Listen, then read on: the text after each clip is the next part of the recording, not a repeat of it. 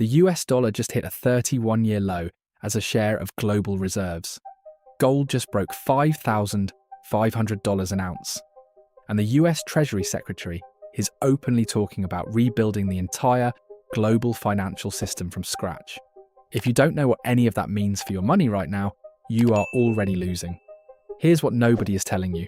The people who run the global money system, central banks, treasury secretaries, the IMF, they are not trying to hide this. They're saying it out loud. The rules of money are changing right now, in 2026, and most people have no idea. The last time this happened was in 1944. The people who understood the shift got generational wealth. The people who ignored it got crushed by inflation and wiped out. And I'm going to show you exactly what's happening, what the data says, and the specific things you can do with your money, whether you have $500 or $500,000. No scare tactics, no product pitches. Just the facts and what they mean for you. So make sure to stay until the end, leave a like, and let me start with a number that should stop you cold. As of early 2026, the US dollar's share of global foreign exchange reserves has dropped to 56.8%. That is the lowest level since 1994, a 31-year low confirmed by the IMF. Back in 2001, that number was 73%. Think about that for a second. In just over 2 decades, the dollar lost almost a fifth of its global dominance, and the drop is speeding up. Now here's the part that most people miss. This isn't happening because of some conspiracy, and it isn't happening by accident. This is a coordinated, structural shift, and it's being driven by 3 forces at the same time. First, the US itself is pushing for a weaker dollar on purpose. Second, countries around the world are actively building systems to bypass the dollar. And third, the asset that always wins when currencies lose, gold, is screaming. It just crossed $5,500 an ounce in 2026, after hitting 53 all-time highs in 2025 alone. Let that sink in. 53 new records in a single year. So the question isn't whether a monetary reset is happening. It already is. The question is, are you going to be on the right side of it or the wrong side? What is the global monetary reset, and why now? Let's go back to 1944 for 1 minute, because you cannot understand 2026 without understanding what happened then. World War II was ending. Europe was in ruins, and 44 countries got together in a small town in New Hampshire called Bretton Woods to build a new financial system. The deal was simple.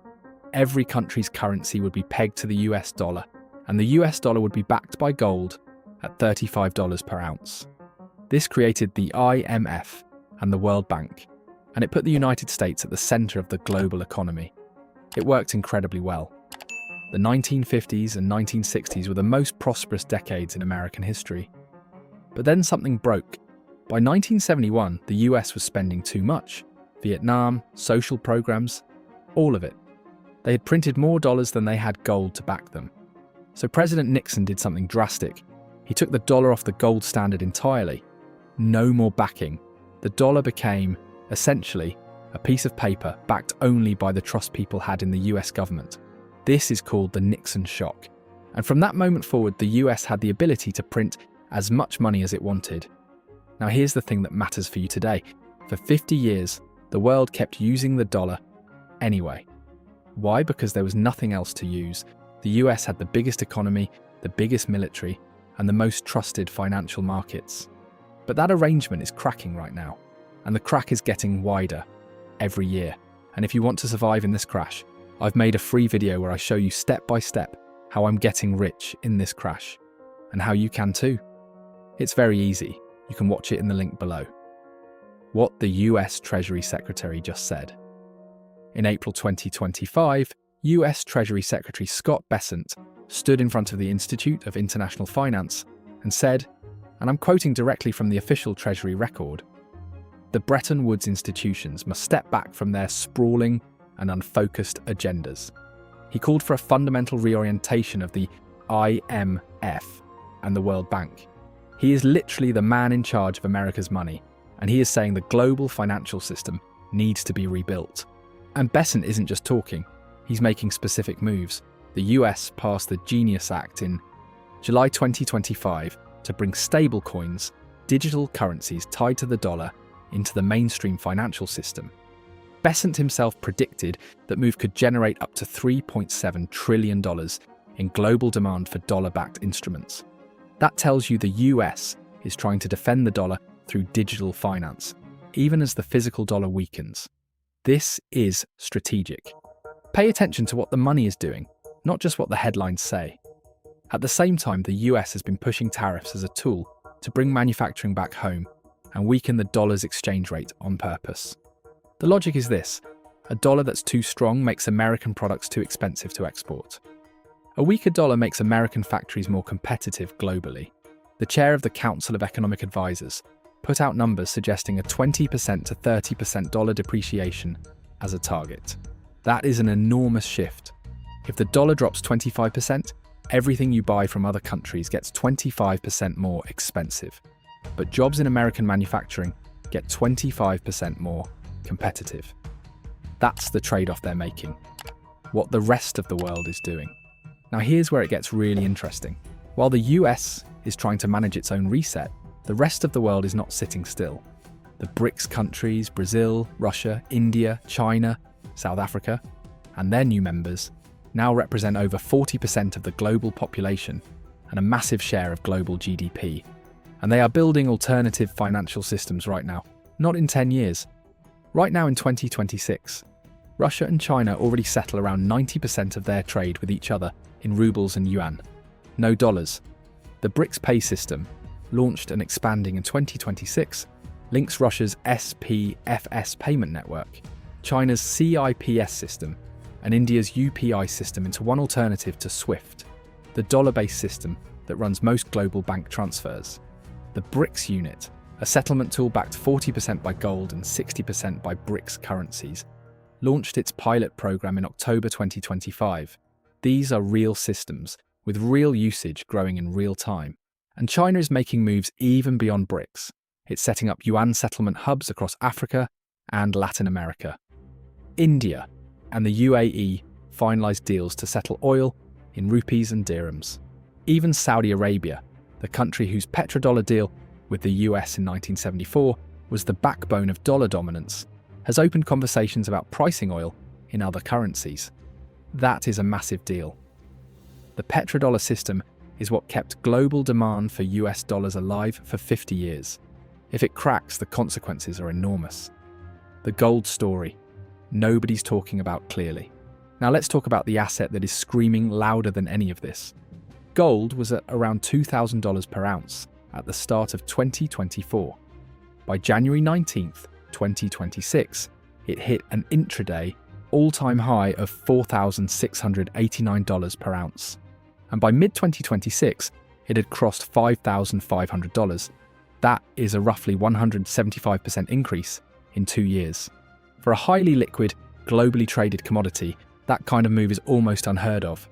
But here's the thing that separates this gold rally from every other one. The buyers aren't just retail investors or hedge funds panicking. The buyers are central banks. The same institutions that print money are stockpiling the one asset that cannot be printed. According to the World Gold Council, global central banks added 1,044 metric tons of gold to their reserves in 2024. That was the third year in a row above 1,000 tons. For context, the annual average from 2010 to 2021 was 473 tons, so central banks are buying more than twice what they used to. In 2025, full-year central bank gold demand came in at 863 tons, still nearly double the historical average, even with prices at record highs. JP Morgan projects central banks and investors will demand around 585 tons per quarter in 2026, pushing gold toward $5,000 and potentially $6,000 per ounce over the longer term. China added the most gold of any country over the recent period. And here's a stat from the ECB that should make your jaw drop. Gold has now overtaken the euro in central bank reserve holdings globally. Let that land. The currency used by 27 European countries is now held in less quantity by the world's central banks than gold, a physical metal with no issuer and no liability. That's what it looks like when the people who run the system don't fully trust the system anymore. SocGen and the ECB have both confirmed that this isn't a temporary trade. This is a structural, monetary reset. And it's echoing what happened at Bretton Woods. When central banks flee fiat for gold, that's the clearest signal there is. The three things that will determine if you win or lose. Now we get to the part that actually matters for your wallet. There are three specific dynamics playing out right now that will either build your wealth or quietly drain it. And most people have no idea about any of them. Number one, the cash trap. If you are sitting in a savings account right now, you are losing money. Not feeling like you're losing money, actually losing money. Here's why. Inflation in the US has been running consistently above what most savings accounts pay. And if the dollar depreciates by 20% or 30% over the next few years, which is explicitly part of what the US government is trying to engineer, your cash holdings lose that value too. In real terms, the purchasing power of every dollar you have in a savings account shrinks. Your grandparents weren't wrong to save money in the bank, but that was when the dollar was strong and inflation was low. This is not that world. The data backs this up. Since Nixon ended Bretton Woods in 1971, gold has returned about 11,096% through 2026. The S&P 500 with dividends reinvested has returned about 36,270%. Even better, which tells you that assets with real value grow while cash loses. Holding cash long-term since 1971 would have destroyed most of your purchasing power. That's not theory, that's the math. Number two, the dollar concentration risk. Here's a risk most investors don't think about. If your entire portfolio is in US dollar-denominated assets, you're essentially making one giant bet on the dollar staying strong. And the US government is actively trying to make the dollar weaker. Think about what that means. Even the S&P 500, which most people treat as safe and diversified, is heavily weighted toward big tech companies. And many of those companies actually get 40% or more of their revenue from outside the US, from Europe, Asia, and emerging markets. When they bring that money home, if the dollar has weakened, those earnings are worth more in dollar terms. So paradoxically, global revenue exposure in US stocks can actually help you during a dollar decline. But here's the flip side. If you own companies that import everything and sell only in the US, they get hurt hard when the dollar falls and import costs rise. So you need to actually look at what's inside your portfolio. Where does each company you own make its money? That question matters more right now than it has in a generation. And remember that if you want to survive in this crash, I've made a free video where I show you step by step how I'm getting rich in this crash, and how you can too. It's very easy, you can watch it in the link below. Number three, the timing trap. This is the one that kills most people. They hear about a big shift in the monetary system. They panic. They try to time it perfectly, move everything to gold on a specific day, get out of stocks at the exact right moment, jump back in when the reset is complete. But here's what history actually shows you. The transition from Bretton Woods to the current system took from 1971 to roughly the mid-1980s before things fully stabilized. That's 15 years. You do not time a 15-year transition. You position yourself for it and stay patient. In 2008, the Fed cut rates by nearly 5 percentage points. The S&P 500 still fell 38%. Rate cuts don't automatically mean stocks go up. Resets don't move in straight lines. The people who got rich from the 1971 monetary shift weren't the ones who made the perfect trade in August 1971. They were the ones who understood the new rules and adjusted their portfolios over years. That's the game here. So let's put it all together. Here's what is actually happening right now in 2026. The US dollar just fell to its lowest share of global reserves since 1994, 56.8%, and still declining. The US Treasury Secretary is openly calling for a Bretton Woods-style realignment. The US national debt stands at $36 trillion, with the government expected to borrow $671 billion in just the July to September quarter of 2026. The BRICS nations are rolling out gold-backed settlement tools, alternative payment systems, and yuan-based trade networks that bypass the dollar entirely.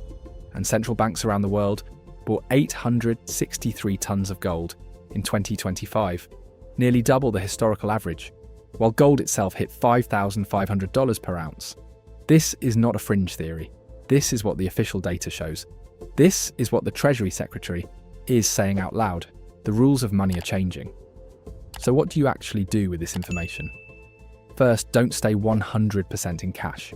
Holding cash during a managed dollar depreciation is the definition of a guaranteed slow loss.